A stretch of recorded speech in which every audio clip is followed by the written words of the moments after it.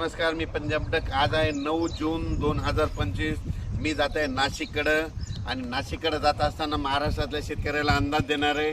राज्यातल्या सर्व शेतकऱ्याला सांगू इच्छितो की राज्यामध्ये म्हणजे आज 9 जूनपासून राज्यातल्या सर्व शेतकऱ्याला अंदाज देणार आहे. राज्यात म्हणजे आज आहे 9 जून 2025. आजपासून महाराष्ट्रातल्या शेतकऱ्याला अंदाज देणार आहे. राज्यात सांगायचं झालं तर तुम्हाला सांगतो, मी देखील आज माझी 9 तारखेला आज मी पेरणी चालू केली. कारण की तिथं ना इतका पाऊस पडलेला आहे, गुडघे इतकी ओले. पण त्या ठिकाणी आज जर नाही पेरणी केली, पाऊस पडल्याच्या नंतर तिथं पेरताच येत नाही. म्हणून वगळीची रानं आम्ही आजपासून पेरायला सुरुवात केली. राज्यातल्या सर्व शेतकऱ्याला सांगू इच्छितो की राज्यामध्ये आज 9 जून 10 आणि 11च्या दरम्यान राज्यामध्ये म्हणजे दक्षिण महाराष्ट्राकडे पाऊस पडणार आहे. म्हणून हा अंदाज लक्षात घ्यायचा.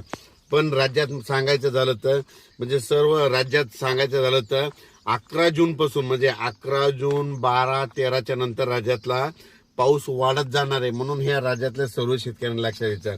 पूर्व विदर्भ पश्चिम विदर्भातल्या शेतकऱ्याला सांगू इच्छितो की तुमच्या भागाकडे म्हणजे 11च्या नंतर पाऊस 12-13 जूनच्या नंतर तुमच्याकडे पाऊस येणार आहे. म्हणून तुम्ही तुमचा पेरणीचा निर्णय घ्यावा.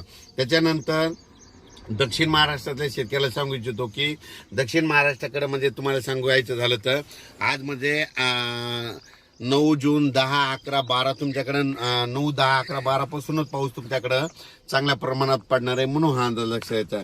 पण राज्यातल्या सर्व शेतकऱ्याला सांगू इच्छितो की त्याच्यानंतर मराठवाड्यातल्या शेतकऱ्याला सांगू इच्छितो की आपल्या म्हणजे मराठवाड्यामध्ये म्हणजे आज आहे 9 जूनला आज तुरळक ठिकाणी थोड्या फार मध्ये नांदेड लातूर धाराशिवकडे पाऊस पडणार आहे.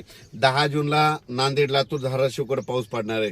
त्याच्यानंतर 11 जूनला मराठवाड्याकडे चांगला पाऊस वाढत जाणार आहे. म्हणून हा मराठवाड्यातल्या शेतकऱ्यांना लक्षायचा. म्हणजे मराठवाड्याकडे 11 जून पासून ते 20 जून दरम्यान चांगला पाऊस पडणार आहे. म्हणून मराठवाड्यातल्या सर्व शेतकऱ्यांनी हा अंदाज लक्षात घ्यायचा. दररोज भाग बदलत मराठवाड्याकडे पाऊस पडणार आहे, मराठवाड्यामध्ये पडणार आहे. म्हणून हे लक्षात घ्यायचं.